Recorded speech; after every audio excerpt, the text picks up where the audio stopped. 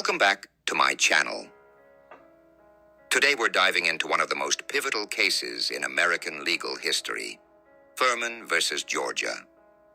This landmark Supreme Court decision in 1972 fundamentally transformed the landscape of capital punishment in the United States, raising important questions about justice, race, and morality. As we explore the details of this case, we'll examine how it challenged the arbitrary application of the death penalty and revealed deep-rooted racial biases within the criminal justice system.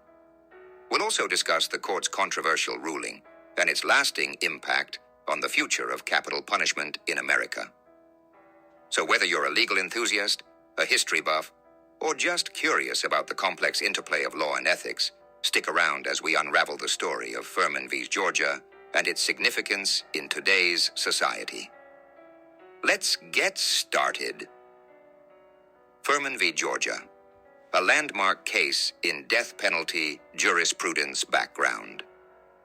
The case of Furman v. Georgia, 1972, is a pivotal moment in the history of the American legal system, particularly regarding the application of the death penalty. The case arose when William Henry Furman, an African-American man, was convicted of murder during a burglary. Furman was sentenced to death, but his case raised critical questions about the fairness and consistency of capital punishment in the United States. At the time, the death penalty was applied in a manner that many considered arbitrary and capricious.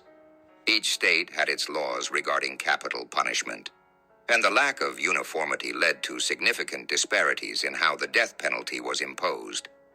In many instances, race and socioeconomic status played a crucial role in sentencing. In Furman v. Georgia, the U.S. Supreme Court had to address whether the imposition of the death penalty constituted cruel and unusual punishment under the Eighth Amendment of the Constitution. The events leading to the case. In 1967, William Furman broke into a home in Savannah, Georgia, during a burglary. He claimed that while attempting to flee the scene, he tripped and accidentally discharged a gun, killing the homeowner. Furman was quickly arrested, convicted of murder, and sentenced to death. However, his legal team argued that his death sentence was unjust and violated his constitutional rights, particularly because his case demonstrated flaws in how the death penalty was being applied. Furman's attorneys pointed out that the death penalty in the U.S. was often imposed arbitrarily, with defendants receiving widely different sentences depending on their race, social status, and the circumstances of their crime. They also argued that African Americans like Furman were disproportionately sentenced to death, particularly when the victims were white. The court's decision. The Supreme Court ruled in a 5-4 decision that the death penalty, as it was administered at the time, violated the Eighth Amendment's prohibition against cruel and unusual punishment. The justices did not unanimously agree on a single rationale for their decision, leading to a fractured ruling. Justice Potter Stewart famously stated that the death penalty was cruel and unusual, in the same way that being struck by lightning is cruel and unusual. This metaphor emphasized the arbitrary nature of death sentences, suggesting that they were often imposed without a clear, consistent rationale. The court's ruling effectively put a moratorium on the death penalty in the United States, as many states were forced to reevaluate their capital punishment laws.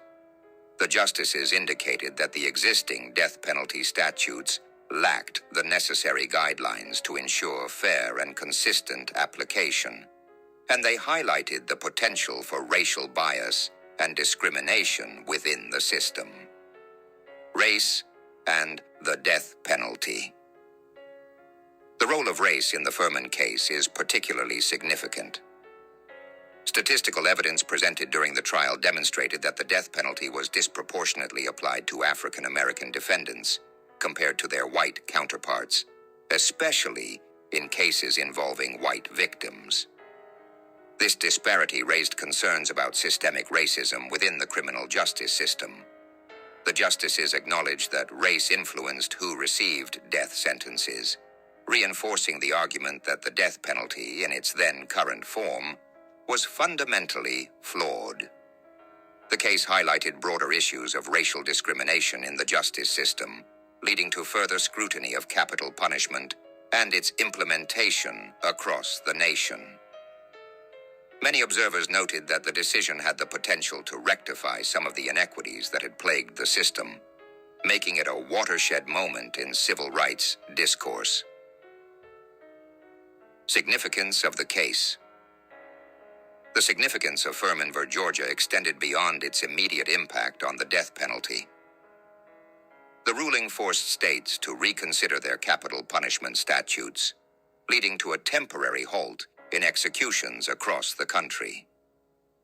In response to the decision, many states enacted new laws designed to address the Supreme Court's concerns about arbitrary sentencing and racial bias.